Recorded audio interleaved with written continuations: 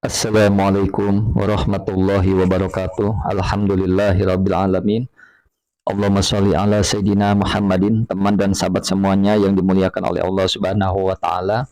Kita melanjutkan kajian kita di dalam kitab Fathul Mu'in, masih di dalam pembahasan salat sunnah. Sekarang sudah masuk ke dalam pembahasan salat tahiyatul masjid. Qala musannif wa syari rahimallahu taala nafa'ana Allah bihi wa bi ulumihi fi darini amin.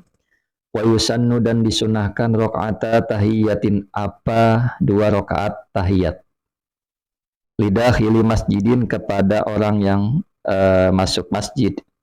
Wa in taqarrara sekalipun berulang-ulang wa in taqarrara sekalipun berulang-ulang dukhuluhu apa masuknya orang, awalam yurid atau tidak menghendaki siapa orang al-julusa kepada duduk.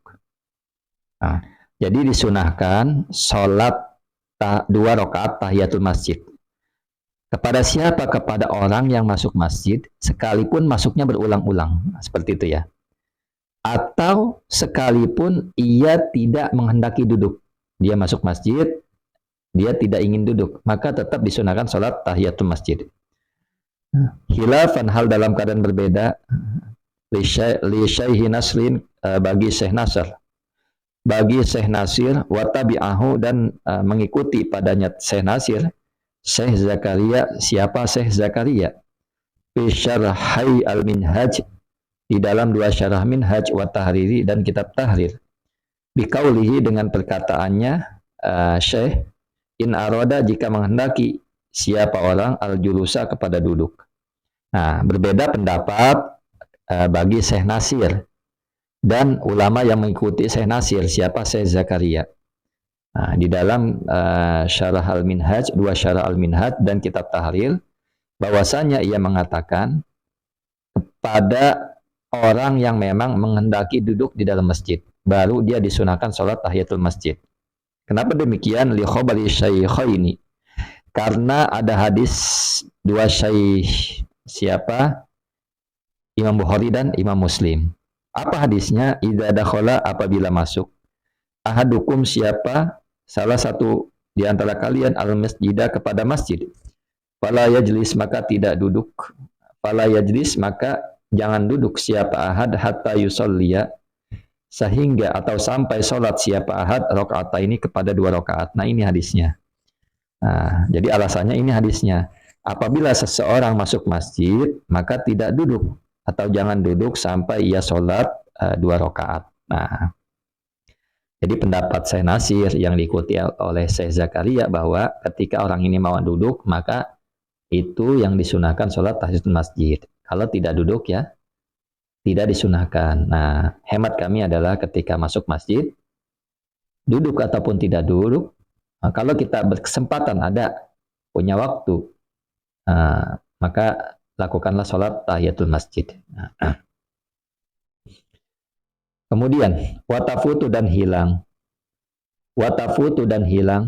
at-tahiyatu apa sholat tahiyat bil julusi dengan duduk atau wili yang lama apa duduk. Jadi sholat tahiyatul masjid kesunahannya itu bisa hilang dengan sebab duduk yang lama. Wakaza dan ialah seperti itu, seperti maksudnya hilang, akan hilang kesunahannya al-qasiri duduk yang sebentar. In lam yashu, catatannya jika tidak lupa siapa orang, au yajhal atau tidak tahu siapa orang. Nah, jadi ada catatan di sini. Salat tahiyatul masjid itu tidak lagi dilakukan oleh orang yang memang orang ini telah masuk masjid dan ia telah duduk lama, atau dia telah duduk sebentar, walaupun sebentar, maka luput salat tahiyatul masjid. Catatannya jika orang ini in lam yashu, jika tidak lupa. Jadi kalau lupa dia boleh bangun lagi untuk melakukan salat tahiyatul masjid. Orang ini masuk, si A masuk masjid, kemudian dia duduk, lupa dia, saya belum salat tahiyatul masjid, maka boleh dia salat tahiyatul masjid. Tapi kalau orang ini sengaja memang duduk lama dan sebentar, sengaja apa? Tidak ingin melakukan salat tahiyatul masjid, maka luput sudah salat tahiyatul masjid, luput kesunahannya. Dan alasan lain adalah yajhal, dia tidak tahu. Kalau tidak tahu kemudian diberitahu, dia langsung sholat, maka tidak luput. Wa yulhaqu dan disamai bihima dengan lupa dan tidak tahu alal aujah atas kaul yang aujah. Ma apa perkara lawih taja jika butuh siapa siman lisyurbi kepada minum, fayaqudu maka kemudian duduk siapa man lahu baginya minum qalilan hal dalam keadaan sedikit, summa ya'ti kemudian mengerjakan melakukan siapa siman biha dengan sholat tahiyatul masjid. Jadi masalah di atas lupa dan tidak tahu itu disamakan dengan ketika seseorang butuh minum, ya kan, kemudian dia duduk. Nah, orang ini butuh minum, kan duduk minum itu disunahkan duduk. Dia masuk masjid, kemudian ingin minum, kemudian dia duduk. Nah, ini duduk sebentar atau duduk sedikit, kemudian setelah itu dia mengerjakan sholat tahiyatul masjid. Nah, ini tidak masalah. Nah, karena ada uzurnya ya dia minum. Minum.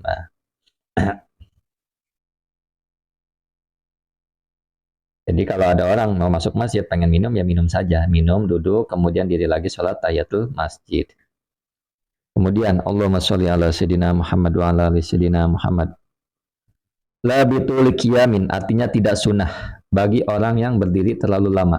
Nah, masuk masjid berdirinya lama, tidak disunahkan lagi. Al-iradin atau telah berpaling anha dari sholat tahiyatul masjid. Atau orang ini ya berpaling artinya ya tidak ingin melaksanakan sholat tahiyatul masjid. Nah. Waliman dan bagi orang, dan ialah bagi orang ahroma yang bertakbiratul ihram, siapa siman biha dengan tahiyatul masjid iman hal dalam keadaan berdiri al-qu'udu adapun duduk li'itmamiha untuk menyempurnakan tahiyatul masjid. Jadi redaksi ini menjelaskan bagi orang yang takbiratul ihram saat tahiyatul masjid sambil berdiri maka diperbolehkan menyelesaikannya sambil duduk. Nah, jadi penjelasannya ketika ada orang mau masuk masjid, kemudian dia ingin sholat tahiyatul masjid, dia bertakbiratul ihram berdiri, maka selanjutnya dia boleh sholat dalam keadaan duduk untuk menyempurnakan sholat tahiyatul masjid. Nah, seperti itu. Nah, kemudian Allahumma sholli ala sayyidina Muhammad wa ala ali sayyidina Muhammad.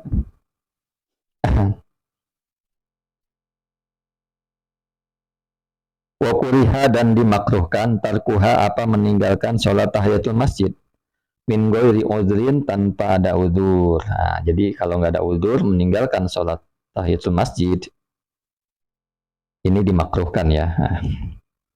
Naam ya. In qaruba jika dekat qiyamu maktubati jum'atin apa pelaksanaan sholat wajib Jumat, pelaksanaan sholat Jumat atau pelaksanaan selain Jumat, artinya sholat 5 waktu, 5 yang wajib. Wa khasyia dan khawatir siapa orang lau ishtagola jika menyibukkan siapa siman bitahiyati dengan sholat tahiyatul masjid, bahwa tafadilati taharumi akan terlewat hilang keutamaan takbiratul ihram, intazarahu maka menunggu siapa siman hu padanya Jumat iman hal dalam keadaan berdiri. Jadi gini, jika telah dekat pelaksanaan Jumat atau telah dekat pelaksanaan sholat wajib, dia masuk masjid telah dekat nih, telah dekat mau qomat ibaratnya, mau qomat, telah dekat mau qomat sholat wajib misalkan, atau pelaksanaan Jumat mau dilaksanakan, atau sholat wajib mau didirikan. Dia masuk masjid, kemudian mau qomat, dan dia khawatir, wa khosyia, dan dia khawatir ketika dia sibuk dengan sholat tahiyatul masjid, dia khawatir akan terlewat hilangnya keutamaan takbiratul bersama imam. Maka dalam keadaan ini intazarahu menunggu orang ini, ya kan? Menunggu orang ini kepadanya misalkan kepadanya takbiratul bersama imam, iman dalam keadaan berdiri. Nah, jadi mudahnya gini ya, si A masuk masjid, kemudian mau didirikan qomat. Sebentar lagi, ada waktu. Nah, waktunya berputar, misalkan 1 menit lagi. Ketika si A sholat tahiyatul masjid, kemungkinan bisa saja dia mengikuti sholat jamaah, dapat pahala berjamaah. Tetapi ada khawatiran si A ini akan terlewat takbiratul ihram bersama imam. Maka dalam keadaan ini, dia menunggu saja berdiri sampai qomat didirikan, dan dia takbiratul ihram bersama imam. Inilah saking pentingnya takbiratul ihram bersama imam. Kemudian, wa yusannu, dan disunahkan liman bagi orang lam yatamakkan, yang tidak mungkin siapa siman minha dari tahiyatul masjid, walau bihadasin, sekalipun sebab hadas, ayakula. Ayakula apa akan membaca siapa siman subhanallah walhamdulillah wala ilaha illallah wallahu akbar wala haula wala quwata illa billahil aliyil azim arba'an, 4 kali. Jadi disunahkan bagi orang yang tidak mungkin untuk melaksanakan sholat tahiyatul masjid, sekalipun karena berhadas, sekalipun ia berhadas.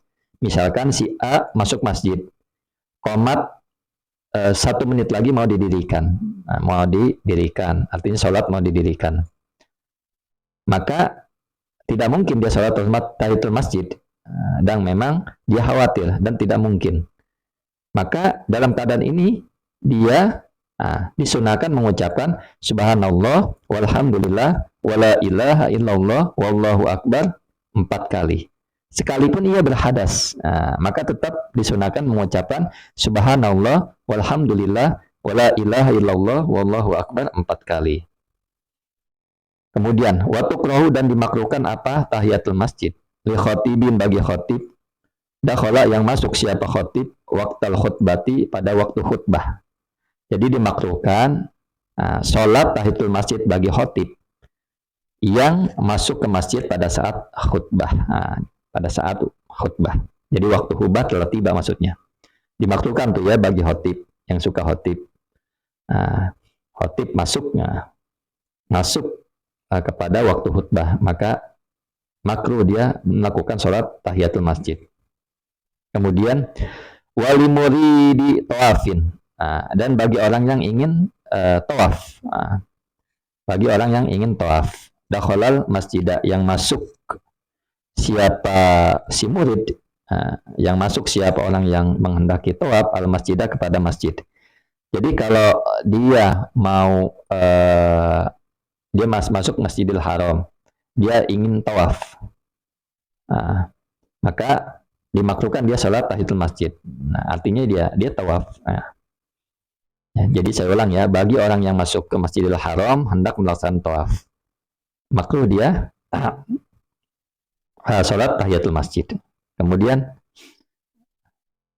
wali mudarrisin, la li mudarrisin, maksudnya tidak bagi mudarris, seorang pengajar, khilafan hal dalam keadaan berbeda liba'dihim, bagi sebagian ulama. Jadi lalu mudarrisin ini tidak dimakruhkan ya bagi pengajar. Lain halnya menurut sebagian ulama. Jadi pengajar misalkan dia ngajar di masjid, dia sholat dulu, sholat tahiyatul masjid, maka tidak dimakruhkan. Artinya boleh ya, seperti itu ya.